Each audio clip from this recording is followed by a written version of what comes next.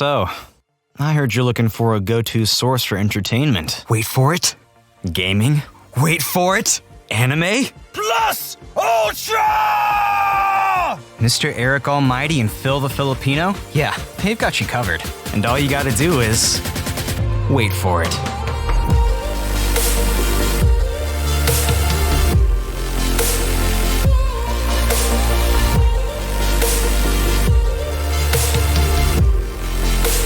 This is the Wait For It podcast. Hey everyone, welcome back to the Wait For It podcast. I am your co-host Phil Smith, aka Phil the Filipino, and joining me as always is your other co-host, Mr. Eric Almighty. And Eric, we are here with the first episode of the month of September, and I feel like I'm saying this a lot now when I say it's a long time coming, because we've been knocking out some episodes and some shows and video games and conversations and all this stuff that have been like on the back burner, and we're like, are these ever going to happen? Well, here we are, the evening of September 2nd, and we are going to be talking about an Apple TV show, Eric. Remember, there was a time in the podcast with Netflix and Phil where I was just knocking out Apple TV shows, and it's kind of funny because Apple TV is now getting a little bit of recognition on social media, Twitter specifically, where people are noticing the quality of Apple TV shows and the lack of any type of like, what's the word that I'm looking for? I totally blanked on the word, like commercials or any type of promotions. Promotion. There we go. The word promotion totally escaped me for some reason, and people are wondering why the hell this is happening. Well, Eric finally took this leap into Apple TV, and we are going to be talking about Severance. So, Eric, I know you had gotten through this show over the last few weeks. I'm excited to have this conversation as we revisit Severance, because I talked about Severance back in 2022. May of 2022 is when I did the Netflix and Phil episode, and here we are a couple of years later to talk about it. So here we go. Here we are. Apple TV is in the building, baby. Very much the Microsoft Game Pass, the Xbox Game Pass to TV, if you hear it from Phil. He has been on a rant and rave about Apple TV and everything that it has to offer. And I'd be remiss not to admit that I've heard it, not just from Phil, but in general, about how great these shows are. Ted Lasso, Shrinking, so many other ones that come to mind, but of course, those being the big ones that you've definitely heard Phil talk about on this podcast. The cool thing about this series is, while we normally aim for shows or films that we have not seen together, this is an exception, and there are some exceptions to that rule, because Phil will talk about Severance and love to do an episode about it. We could do a Severance podcast, and this man would be happy. And I just watched it, and I mean, we're not doing this episode because I didn't like it, because we would not be able to continue the podcast. So that should let you know the tone. It's also a nice shift from a couple of episodes here and there over the past few months where we haven't enjoyed them as much as we thought that we would. So we're really just here to gush about this show called Severance. I am excited to talk about it. It is fresh on my mind, and I'm glad I finally pulled the trigger, Phil. You were right. You get your flowers this whole episode. This show, absolutely phenomenal. Yeah, we're talking about a show that I believe has reeled in some awards. I'll have to double check. Yeah, 2 Primetime Emmy Awards. And, it is one of these shows where we're waiting years for for the season 2. And this episode is coming around at a good time, because season 2 is coming out in January of 2025. So Eric will be able to take that journey here together. It's funny. Usually it's you introducing me to a show that has been on like a long hiatus, and then I get to catch up. And now you are in this position. And, as you texted me the other day, like, if you had to wait the amount of time that you had to wait for some sort of conclusion as to what happened in the season finale of Severance, you would be pretty upset. And listen, we have been right there with you as far as fans of this show. But before we jump into this episode, we want to welcome any brand new or returning guests to the podcast. And we thank you so much for being with us on this journey. We are a couple weeks away from Ocala Comic Con, so hopefully we will see you there. Or maybe you're from the future and you met us there, and this is one of the first episodes you're listening to. Welcome. Thank you so much for checking us out. Make sure you stick around to the very end of the episode, and we'll let you know where you can find all the important links and information regarding the show. And otherwise, sit back and prepare for this ride, because Severance is a crazy show, and I'm very excited to discuss it. I guess I'll throw out a synopsis. I don't think any type of synopsis, Eric, would really encapsulate what this show is about, because I didn't even really 100% understand what I was getting into before diving into it.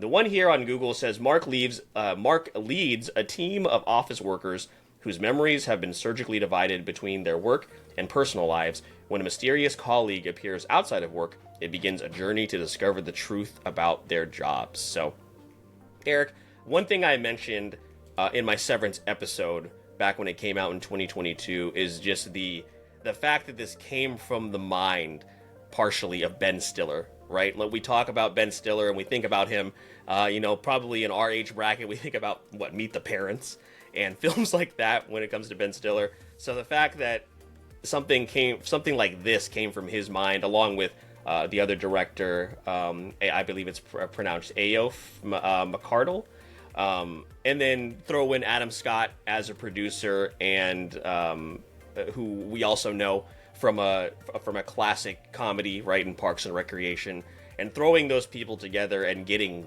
this was crazy. So, walk me through your first few episodes.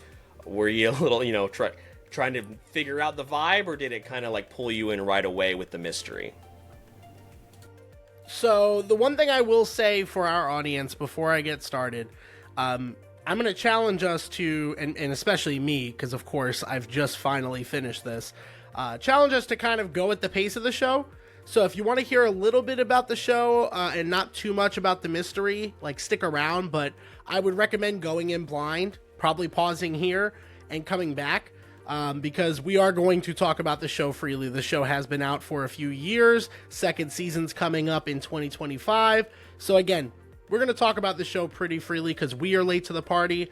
And with that being said, Phil, first off, the trailer, I think, is a very, very good trailer. I popped on the trailer before I put that on. Also looked at the synopsis that you read.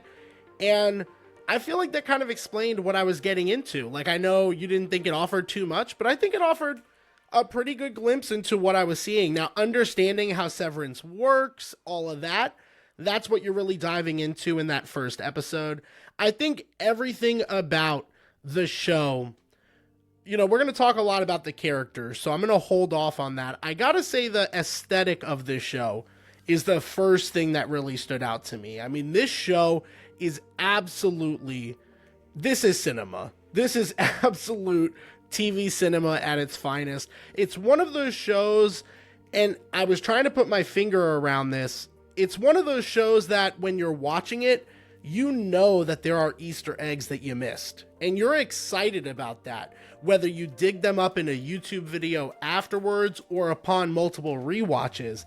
This is a show that you can tell you're not fully getting everything, just what you need. And this show very much leads you with breadcrumbs and doesn't always expect you to fully understand what's going on.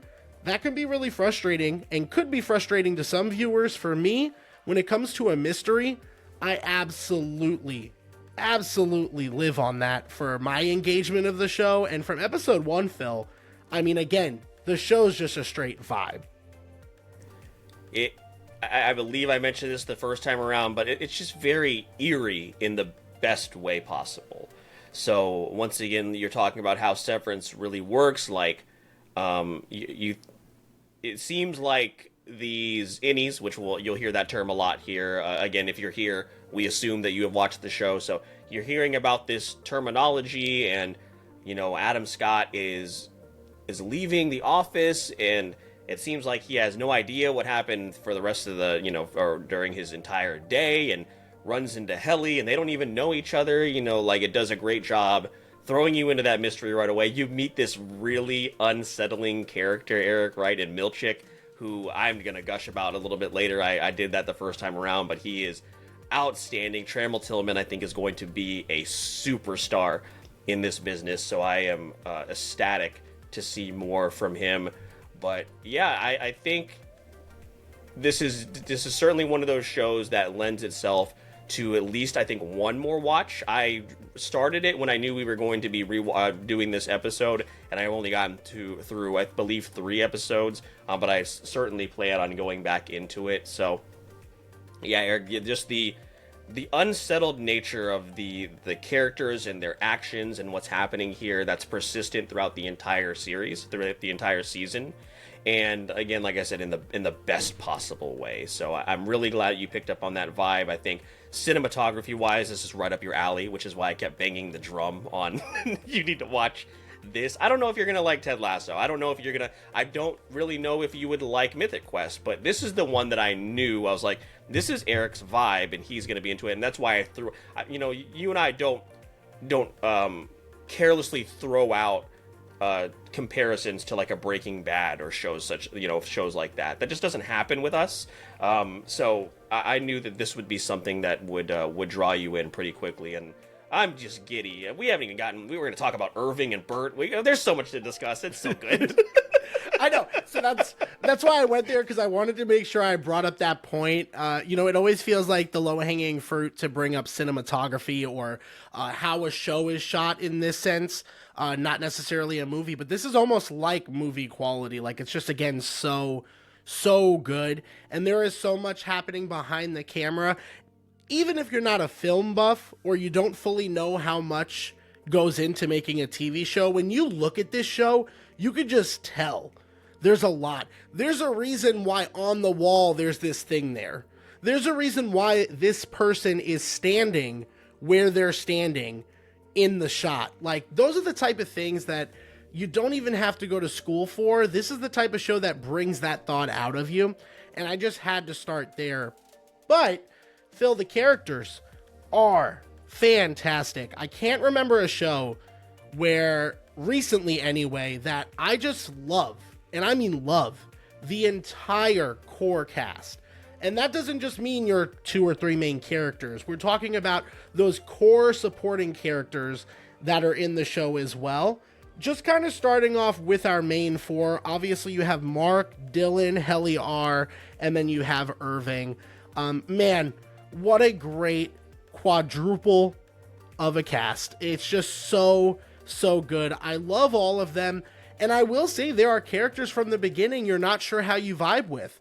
I didn't really know if I would come around to liking Mark or Dylan or Helly R or Irving, and each one in their own unique way made me love them by the end, and I'm itching to find out what happens in season 2. So Phil, I'm curious what your thoughts are, and we'll just kind of start with those 4 characters and dive into more from there.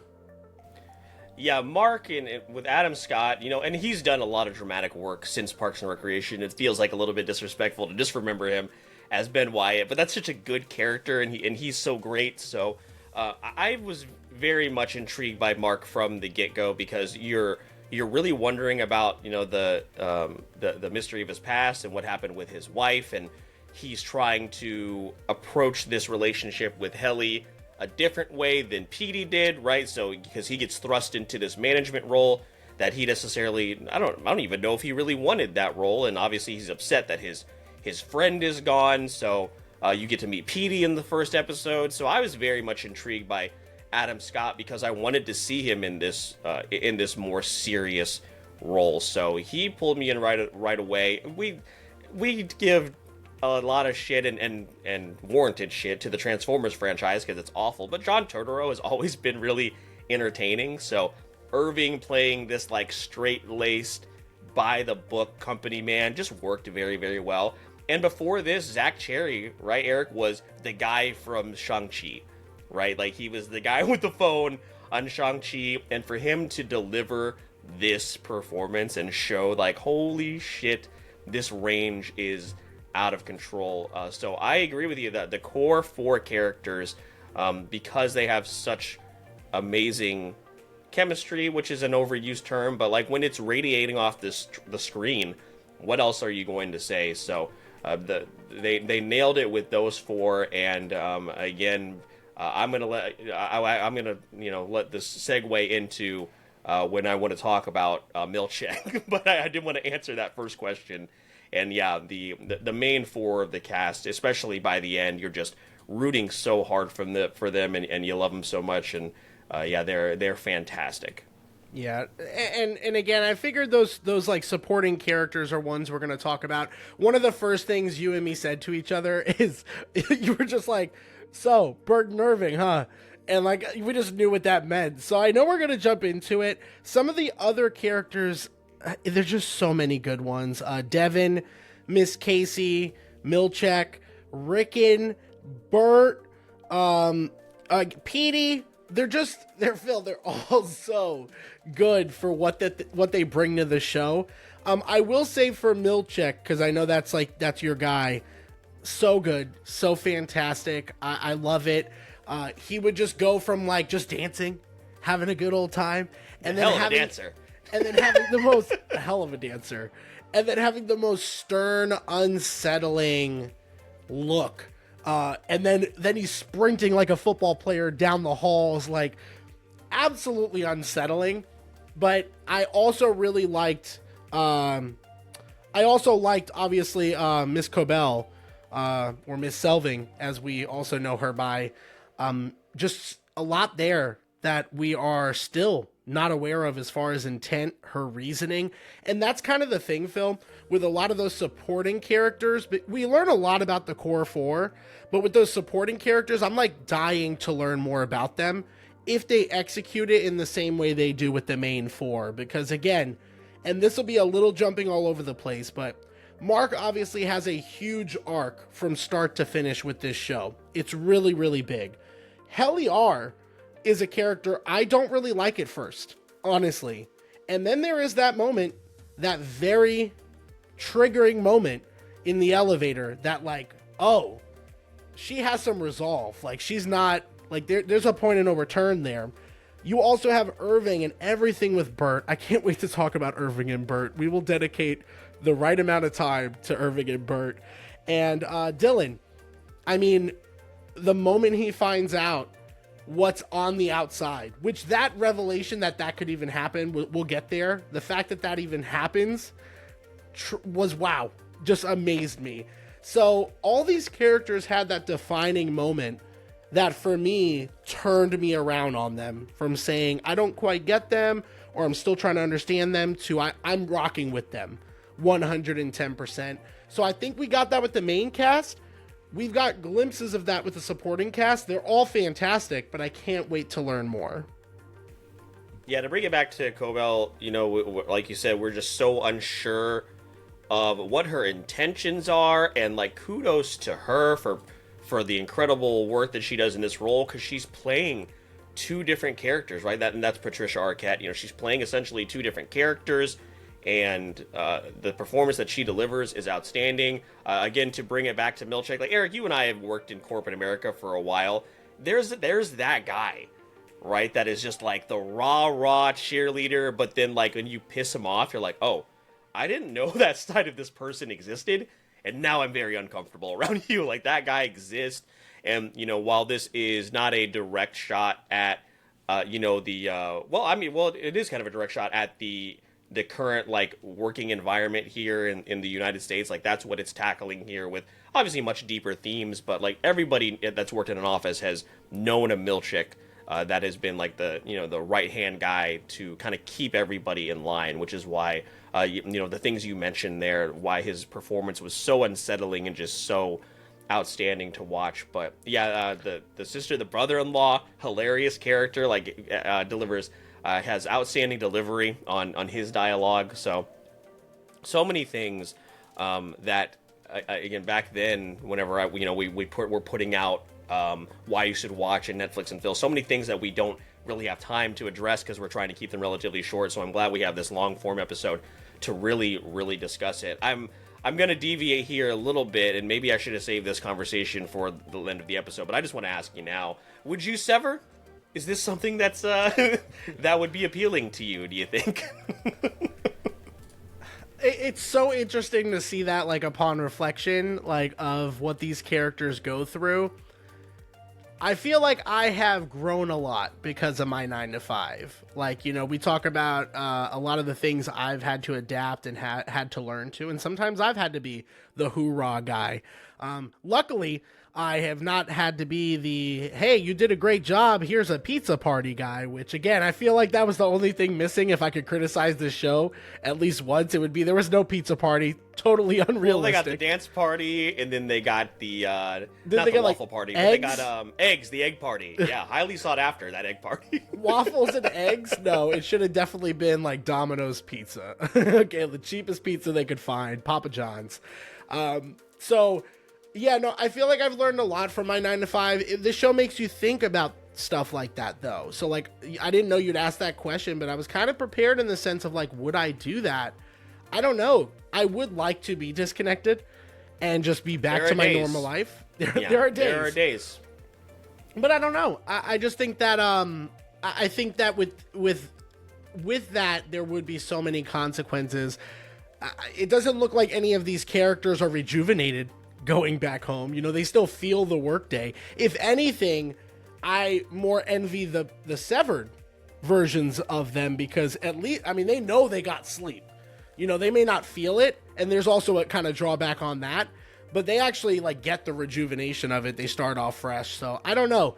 I'm definitely torn on it. I'm not saying I definitely wouldn't, but this show definitely made me think about that not just being such a simple choice, and that premise itself, super interesting. Yeah, it's fascinating, the type of discussion that could open. So I'm hoping that we run into more people that have watched this show. And that's another one of the things, Eric, about me, you know, wanting you to watch these is because no one's really watching Apple TV, which is crazy. And they're pumping out award-winning shows. You know, I didn't even talk about the other show that I very much enjoy. I think you would like For All Mankind because of the way that similar vibes, the way that it's shot and the way that the story is told. I think you would like that one.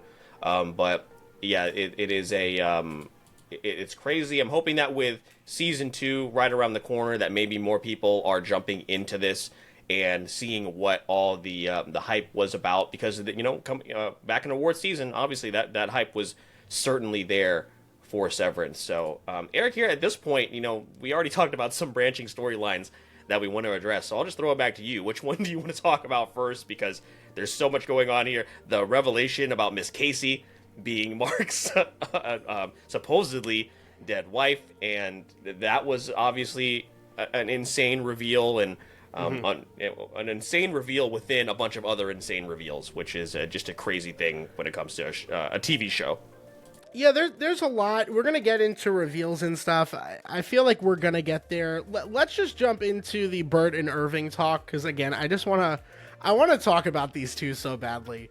I don't think I've ever really known what true love is until I've seen Bert and Irving.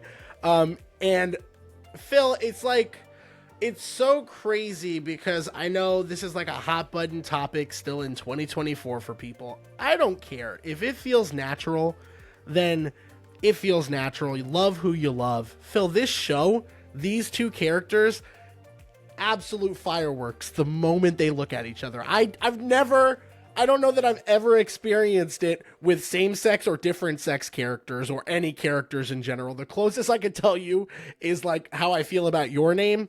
But that was a progression of me feeling like the romance and the feelings and all that. The instant Bert and Irving look at each other, soulmates. I just don't know how to explain that. I just don't know how to explain that to people without you seeing it, because it's absolutely magnetic. It's fireworks. It's all of it. And that, Phil, to me, is just absolutely crazy, because there's still so much mystery behind their characters at that point. So I'm just curious, like, did you expect me to react that way? Was this as just simple as I'm making it? Like, you look at them, you're like, oh my God, yes. No, I definitely did, because one, we love Christopher Walken. And again, we have appreciated John Turturro's work, you know, outside of course, the Transformers movies. Whenever he shows up, I think we know you're going to get a solid performance, whether it's comedic, whether it's dramatic, like in this case. But yeah, like you said, there's not even necessarily like a slow progression. You can just see it in their eyes. And that is a testament to both John and Christopher for the work that they put into, because obviously you see two characters thrown together all the time and they're supposed to have chemistry, and they just simply do not. Like Mark and Helly do not have chemistry, right? When this kicks off, and then as they go through this saga and figure everything out, that is developing as it goes on. But again, like you said, Irving and Bert, it's as if, like in anime or in cartoons, you see that the lightning bolt like between the two of them, like the actual static shock happen, and then it's just it's even elevated even more as far as like the heartbreak when you find out that Bert has a life outside of the Severance floor, and you see that reveal and you're like, no. but Irving is banging on the door, and that's one of the things where it's like, I need answers now. It's been years, Eric. We've been waiting for years. Bert, just banging on that door. So yeah, I think when two characters, regardless of the background or not, have that type of chemistry immediately that jumps off the screen, I wasn't really too surprised that you said that how much you enjoyed them. Yeah, and again, and this is kind of where we'll mix in maybe some criticisms. You kind of mentioned it there. I do like the Mark and Helly are like romance. It felt like it needed a little bit more from suicide attempt to kiss. Like it just felt like there could have been a little bit more. They had a little bit more work to do. Then again, Bert and Irving, who instantly, I want them to be together. I would die for them. Like that's where we are with those two characters. So that would be one part. I would also say that the Dr. Casey reveal, kind of you can tell, like there's only so many characters in this show to pay attention to, and I felt like there was a reason that she wasn't being highlighted very much. So that I felt was a telling reveal, good reveal. And I think it's going to be interesting how Mark is going to have to handle this kind of love triangle. I think that's extremely interesting for what's to come. But the reveal that got me, Phil, the one that I definitely want to talk about is overtime. When we see Milchek in Dylan's house. Which is terrifying in and of itself. Imagine Milchek just showing up at your house. It was probably the only thing in the show that made me like audibly gasp. I audibly gasped, and I was like, oh, they could do that? And I was shook, absolutely shook. And then he sees his son. And I don't know if it's something about being a dad, Phil, but the change from Dylan instantly totally made sense. Like it just wasn't forced. This goof who wants to win prizes and just wants to stay in his lane and hates the other departments. Now nothing matters because he has a kid and he just wants to know his name. Like at a simplistic level, he's like, I just want to know his name. I want to know why I have a child. Like that's life-changing. You feel life-changing stuff in this show through these characters. And I just really resonated with that. Again, Dylan, to that point, was the only character out of the main four I didn't really vibe with, because I was like, okay, he's kind of the comedic relief. Absolute change. And then he has that moment where he buys them the time, gives them the time to do what they need to do in a very precarious situation, trying to keep them in overtime out in the real world. So, yeah, I would just say that reveal was the most gripping and unsettling reveal. And the one I did not expect. Like, I just did not expect that, which is a credit to the world building that they did here when it comes to the procedure and what Severance is really about.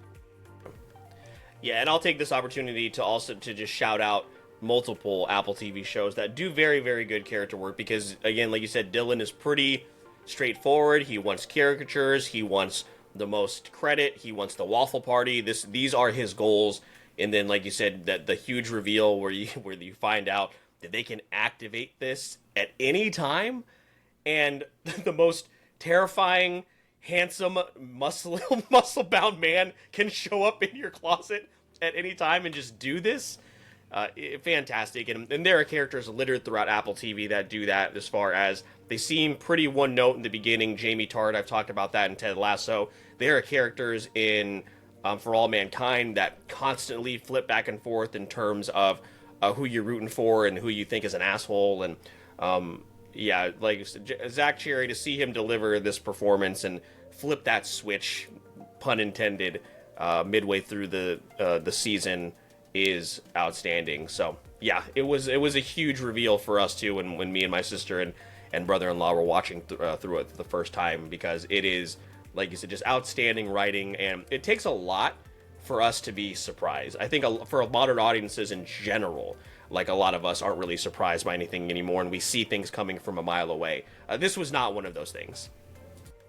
No, for sure. And then obviously the probably biggest reveal from a thematic standpoint is Helly R is an Egan, which again did not see coming. Probably the closest audible gasp that I was gonna get outside of the Dylan reveal, but it made sense. And again, talking about Helly's resolve, the second I got that realization, I said, "Oh, that makes sense now." That's why she acted that way from the get-go. That's why she's so headstrong, and that's why she's such a pain in the ass. Like, she's just set in her way. She's driven to do A, B, and C her way. And that makes a lot of sense, because you then see the opposite side of that in the world that's around her and the way that she's having to adapt to that. I thought the whole thing, kind of skipping ahead, right now a little bit towards the ending parts of the show, them being out of the severed floor, I thought was very interesting how they were going to adapt to that. And it was just all very compelling, like extremely compelling stuff. I don't want to jump too far ahead, because there's like a lot of stuff in the middle that we could still kind of pick at, but I was very curious how we left season one. Season one did not end where I thought we would, so that is a good thing, but TBD, of course. So Phil, anything else kind of towards the middle of the season before we get too far towards the end that you wanted to touch on, ask my opinion on, or just shout out? Yeah, I do want to touch on Helly, because upon rewatch, and if you do go back and rewatch this, like you said, it makes sense. You can see those hints as far as her identity and why she would put herself through this if she is looking to be this spokesperson for Severance. There are things just with the world building, Eric. I think you touched on that a little bit. Like when they're out in public and there is the anti-Severance protesters, right? That's something that is just so small, and there's like a sign at one point when they're walking around that says they sell clothes that work for severed individuals, which is something like, why would you even think about that as the writer? But then when you figure when it's pointed out as the viewer, you're like, man, what a great small detail when it comes to building out this world, because obviously this is a very controversial thing. I think the thing about this Severance, and the reason I asked you that question, because it doesn't really seem like it's too much removed from reality. Like, yes, this is sci-fi. Is this ever going to happen in our lifetime? Probably not. But something of this nature where they put you under some sort of sedative or a drug, right? Where you don't remember your workday. You go in and you go out. I can see that happening. That certainly maybe already happens. Who the hell knows what's going on out there? That's terrifying. I don't want to think about that. But the fact that this is something that is obviously very much sci-fi, but also still feels grounded within what is happening with the relationships and the clashes in terms of personalities and motivations and everything like that, I think is what really sets this thing apart. And it's been a long time, Eric. I don't know outside of anime, because anime is just built for the type of storytelling that leaves you tensed up and not knowing what's going to happen. I don't know the last time that a season finale made me as anxious as Severance. I'm sure if I went back and looked at like the last few years of of Netflix and Phil, I could find one. But this is one of those season finales where I was truly like just tensed up and stressed out. I don't know how your Game of Thrones watch through is going as far as season finales. I don't know if that's happened with you, but this one truly made me anxious. Oh, 100%. And I haven't gotten that far with Game of Thrones, because I stopped to watch this. So I'm jumping back onto that train. It'll be very curious to see how that goes. But I agree with you. Like, this is a show, Phil, that maximizes its time. 9 episodes, just under an hour each episode, some on the shorter end or 45 minutes. They cram so much in there, whether it's dialogue or just visually. They provide such depth to what you're watching, and you don't want to look away. Like, you don't want to miss any of it. So I think that this show, to a testament of like the writing and the direction, is just really well done from top to bottom. It's an excellent and perfectly like crafted show when it comes to the execution of everything. Now, of course, are there a couple gripes here and there? Yes, like I would say towards the middle, I would have liked to explore the Petey side of things a little bit more, in who he was working with, what was going on. That's when I started to get the sense that this show maybe knew it was going to get a season 2. And I don't know, Phil, you can educate me if it had a multiple season order, but this didn't act like a show that thought it was only going to get one season. And I could kind of tell that by the middle, and then definitely by the end when we didn't get a lot of answers. And maybe that's a good place to transition, Phil, or there's still stuff in the middle we want to talk about. But for season 1, I was at least thinking we'd be off the severed floor, but we are going back. We're going right back to that severed floor and dealing with the consequences. Not a bad thing, but not where I thought the show would end up. I thought we'd get a little bit more as far as answers, and I think that's what season 2 hopefully is going to deliver. Yeah, the series premiered in February of 2022, and season 2 was confirmed, I believe, in April of that year. So it was going very well, and I think they had April 2022, so literally a few months after the series had debuted. And Apple TV does do week by week, so they did not release all 9 episodes all at once. So now I watched this a little bit later in the year. I think my episode came out in like September, but I just kept hearing, as far as Apple TV fans, talking about this. So there is actually, I did look it up, the other shows that left me very, very stressed and tense as far as season finales were also Apple TV shows. It was For All Mankind and Shrinking. So they're onto something here as far as building up that tension. Yeah, I definitely agree. I would have liked Petey to stick around a little bit longer. I do remember, I haven't gotten to this episode in my rewatch. I do remember when the Severance doctor killed the guy. I remember thinking that was just very subtle, like sudden. Like it happened very, very quickly, and we had to like process it very quickly. Again, I haven't gotten to that part of my rewatch, so maybe you can tell me, how you reacted at that point. But I'll say this, and I mentioned this the first time around, this is not a multitask show. And there were definitely times where I'm sure I got distracted. I had to rewind, and then I realized, okay, lock in. Let's watch this thing. I know you're a big stickler for that. So just to bring it back around, if you're for some reason still here and you haven't watched the show, this is not something you can multitask with. Put your phone down, focus on what's happening, because if you look away for a minute, you might miss something incredibly important. So pay attention. Yeah, and I will say the death of the security boss was jarring. Just happened so quickly. You do have to process it very quickly. Again, wanted to just know a little bit more about what's going on in the real world when it comes to that. And it was such a centralized story point for Mark, too. I felt like we could have gotten that. Like, I really feel like we could have. But, it does bring us to the finale, Phil. We've had a lengthy discussion about this, so I think this might be the right time to focus on the end and what's to come, and maybe the reception of the show. But, Phil, my thoughts about the ending, and when we got to that final episode, absolutely crazy. Absolutely crazy. I didn't audibly gasp. I kind of almost shouted no when Mark is going through the motions, trying to get to Devin and tell her everything. And of course, Miss Selving keeps egging on. This hey, bitch. Is everything okay, Mark? And then he says, I'm fine, Miss Cobell, and walks off. I literally was like, no, Mark. No, and I genuinely thought she stole that baby. And then when she left the car running, and the car was still moving, and she got out of the car, I thought that baby was dead. So really glad that didn't happen. But then you learn with her that her name's Harmony. There seems to be something going on with her mom. You kind of get those hints throughout the show, and even her talk with Helly isn't so much that she's going to ruin the Severance program. It's that her coworkers are going to suffer.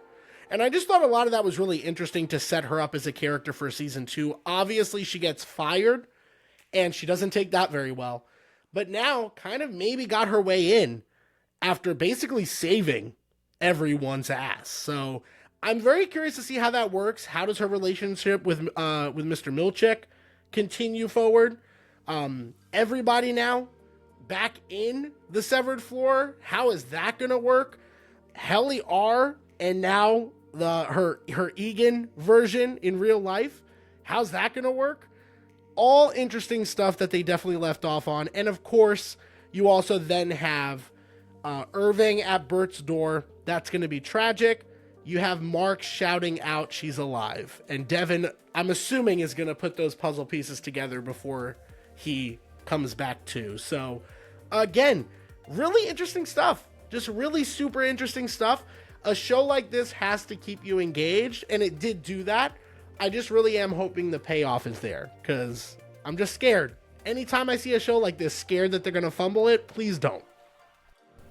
Yeah, and we have a 10-episode order for Season 2, and it's going to run from January 17th to March 21st. So we are going to get some answers, and for all intents and purposes, Eric, I believe this is going to be it. And we just talked about this on What Did I Miss, right, with Caught Red-Handed with Sid and Andrew.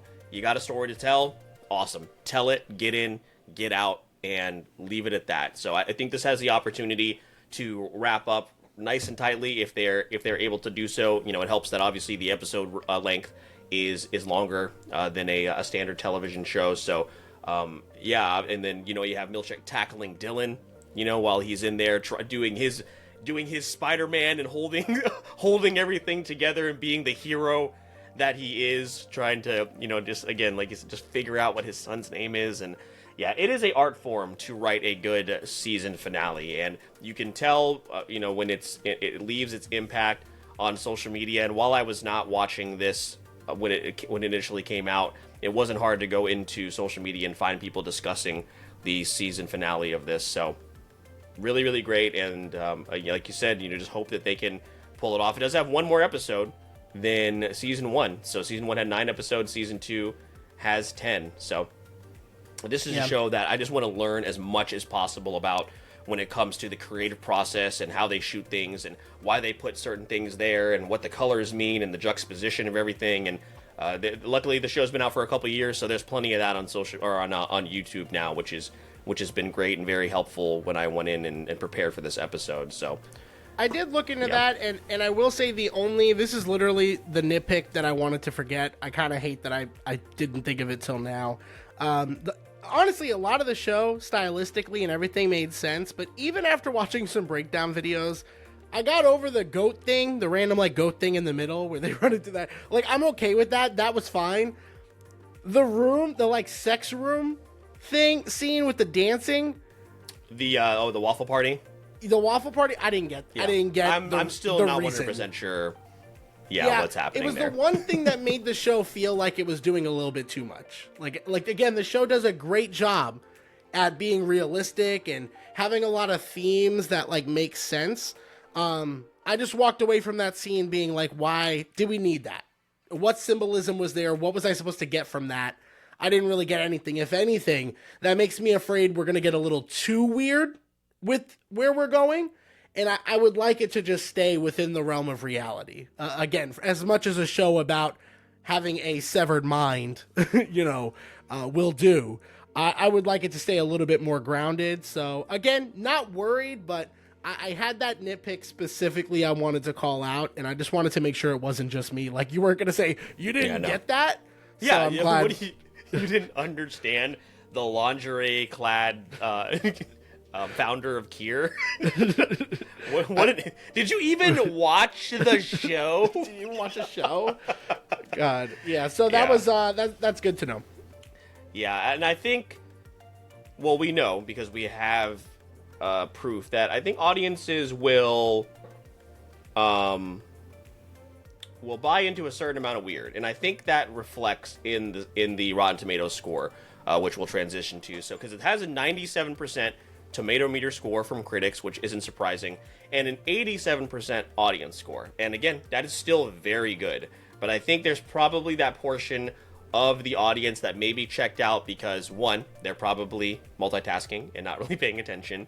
And two, there are some things in there that are a little strange that if you're not 100% following the story, then you're going to check out. I actually mentioned this because whenever I did Netflix and Phil, I would always try and find positive and negative reviews. And a lot of the reviews that were negative said they only watched the first episode, which is just not a thing. But that's just not possible to do with a show such as this. So I think that's probably where the 10% differences in terms of tomato meter score is because some people probably just checked out before they really gave it a chance, or they decided it was something they weren't going to be able to keep up with, which also, again, is perfectly within people's rights. So I actually think it's gone down. Yeah, whenever I first did it was a 93% audience score. So in the 2 years, it's gone down a little bit in terms of that audience score, but it's obviously still very high. And that's not surprising. Again, everything I've heard about this show, I don't know that I've heard anybody say they don't like this show. And I guess if you don't like mystery-like shows, or you think this show's a little bit too pretentious, I guess, like, oh, it looks too good, there's too much symbolism, I don't like shows like that. Like, you're gonna sound kind of dumb not liking this show, but to each their own. I definitely think it's a huge minority. I think most people, if not all people that I've talked to or heard about from this show, have said they liked it, and that's not a surprise upon watching it. This is a show I would recommend to basically anybody and feel very confident, like Phil mentioned. This is one of those shows that are up there. I don't know where it's going to land, Phil, but this might be a top 10, top 5 show I've ever seen just off of the first season. It does hinge on the mystery and the finish line. Like, it just does. A show like this has to. So I'm not going to give it that much of the flowers that it deserves, but it does deserve quite a bit of flowers for a fantastic season 1. And I'm just really glad that I got to see this. And I'm kind of happy that I saw it this close to season 2, because again, I cannot imagine waiting years for the following season. Fingers crossed that they nail it, man. But yeah, there's just that slight hesitation. But with everything that Apple TV has apparently been putting out, again, I don't have that to go off of. Going off of your word, I think we're going to be in a good spot, and I'm cool with that. Yeah, we're on the cusp, right? We're on the cusp of something all-time right now. And like you said, as far as season 1s go and introductions, this is right up there with some of the best TV I think we've ever seen. But they got to stick the landing. That you got to take the whole thing into account. And how do they finish? You know, are we going to get it? God forbid, is it going to be Dexter or is it going to be Breaking Bad, right? Two shows that went in completely, you know, the Fast and the Furious meme where they're going in opposite directions. We got Breaking Bad, we got Dexter. God, please follow Vin Diesel into the right lane and not Dexter, which I don't even think we've mentioned on What Did I Miss, because we're just like, why is this fucking guy coming back again? just let Michael C. Hall rest, please. So I don't like that you made Paul Walker the come on, the got shot by his son, and he's still coming back. I just didn't like you could have easily swapped that and it would have just made as much sense. Okay. No, I don't think so. So I didn't like that. Yeah, and also think about it this way, Eric, like it ended in 2022. We got nothing in 2023 as far as teasers, announcements. We didn't get shit in 2023. It wasn't until 2024 we got like a very brief teaser and announcements of, you know, coming soon and all that stuff. Nothing for a year and a half, and it was absurd. This is the one thing I'll bring this up because we're in this era where it just takes so long for these shows to come out. I stopped watching this show, but I might pick it back up, man. Not How to Get Away with Murder. Only Murders in the Building. 4 seasons, 3 years. Amazing. What an amazing thing. I might start watching the show again, despite my disdain for some of the people that have been cast in that show since then. But come on, what are they doing over there, and why can't more people follow that as far as when new seasons come out. So I just wanted to give Only Murders in the Building their flowers because of the the rate in which they're releasing seasons. Yeah. I've never watched that show, but I can't imagine it's anything to the quality of this show. I mean, just No, from, it's definitely not. just No, from but the I types will of say- cameras that they have to use and the set pieces. Like, I'm just assuming that this show costs a lot of money to make per episode, so I'm sure that has something to do with it.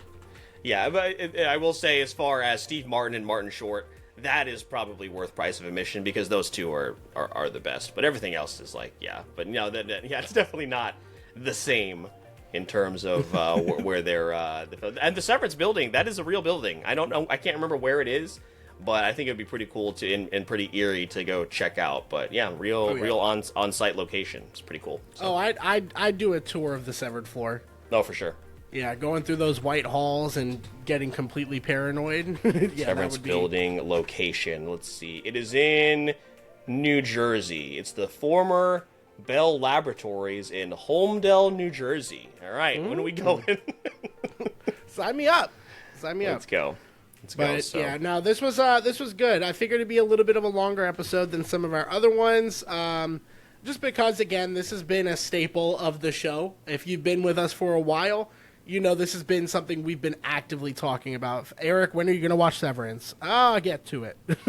It's in my queue. It's honestly, it's great that you watch this, but now, like, this is the highest bar for Apple TV, because there are very good shows on Apple TV, but, like, you started with the best they have to offer, so I really don't know what I would have I will you do say next. Shrinking is one I might... Oh, Shrinking is so good. God, yeah, I might Shrinking is jump so just good. because it's a different, and I'm probably wrong here, but I would assume it just at least is going to be different in tone. No? Okay. All right. There's some shit. There's some Okay. I was maybe going for There's something some a little stuff. lighter. Do you know the synopsis of Shrinking? I remember it, and I remember it Okay. being something about, like, maybe mental health. Maybe I don't know. Yeah, he's a therapist, and his wife has passed away. So God, they just can't keep those wives alive, man. yeah. So, and Jason Segel is outstanding. So But maybe Shrinking, just because it is that one season commitment. I think the reason I probably will wait on Ted Lasso is because there's multiple seasons to have to catch up on. And Shrinking is coming back next year. So Yeah, and that too. So, but I do think Ted Lasso eventually will be something that I do end up entertaining, just because I've heard so many good things, and I've seen enough of it on TikTok, an eighth of it specifically, to know that it'll probably be good. So, well, Eric, we did it. Our first joint Apple TV episode. Feels good, man. Feels good, especially after, like you mentioned at the beginning of the episode, it's been rough. The late to the parties and the international features, they've been rough. We're hoping we've turned a corner into the last 3 months of the year to where we'll have some consecutive, 4 months of the year, I should say, consecutive good times. The international feature episode I have high hopes for, but, you know, we've said that multiple times this year. So we'll see if we can keep this momentum going, because, again, I'm just giddy to hear that you enjoyed this as much as I did. And, yeah, what a show that is somehow still under the radar despite its incredible praise from so many other people. But Eric, anything else you want to mention? Any other special shout-outs you want to give to any of these characters, any of these actors and actresses, and the cinematographers and the producers and the executive producers, all of them? Like you said, give them their flowers, and let's hope they stick that landing. Yeah, absolutely fantastic work across the board. Some career bests as far as performances here. I mean, again, you've got so many established actors and actresses here, and they're just at the top of their game. Just so good. To be able to get put in a playhouse like this of so many interesting themes and so many different concepts, I think is just something you can revel in as a viewer, and that definitely is the experience that I had. And, you know, Phil, I think we're doing great. I think we bounced back. Top Gun, hell of a time. You know, I think we bounced back late to the party-wise from Lego Ninjago, which continues to be just one of those markers we can't quite recover from. But again, I think we're in a good spot. So let's just continue to go on up. What a ride late to the party has been this year. We had some high highs, and then we had Lego Ninjago.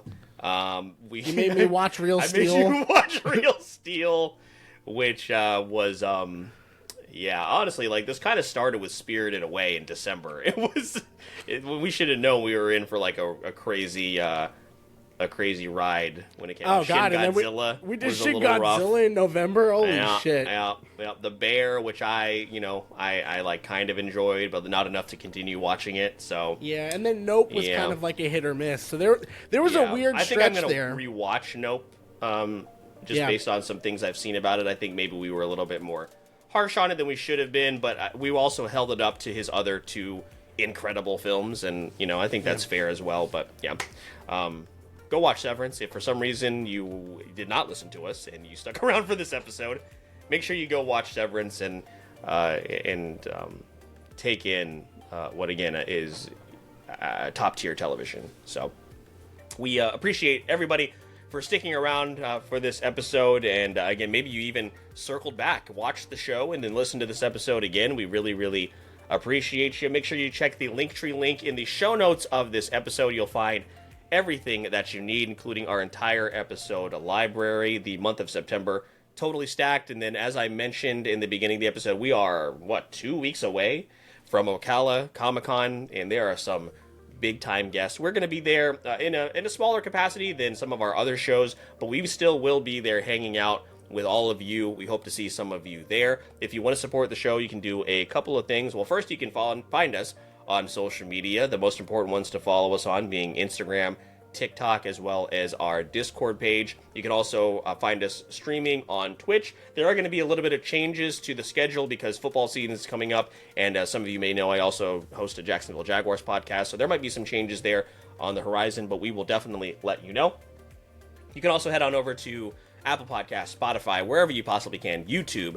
Leave us a thumbs up, 5 stars, leave notifications on. All of that stuff is so vital to the health of a podcast, and we thank you so much for those of you that have already done so. But if you haven't, that's a great way to support us as well. But if you want some extra perks, maybe see some behind-the-scenes stuff, Eric will let you know how you can sign up for all of that. Yeah, so of course you have the free options, which are great, and we truly appreciate all of the support there. But if you do want to help us and do a little bit extra to support the show, head on over to either our Buzzsprout page, or I personally recommend our Patreon page, where patrons like T3 Kato, Stefan, Breyer, and Corey are showing us their support, and in exchange getting access to exclusive perks like behind the scenes access and early access to episodes like this one. So we'd really appreciate continuing to grow that platform and getting that support. But again, the likes, the comments, the shares, the listens, the engagement, all of the above is always appreciated. And we'll see you on the next one. My name is Mr. Eric Almighty. That is my co-host, Phil the Filipino. Please don't forget, we release new episodes every Wednesday on the podcast with bonus content on platforms like TikTok and Twitch. And all you got to do is wait for it. That was cool. So, I heard you're looking for a go-to source for entertainment. Wait for it. Gaming? Wait for it. Anime? Plus Ultra! Mr. Eric Almighty and Phil the Filipino? Yeah, they've got you covered. And all you gotta do is wait for it.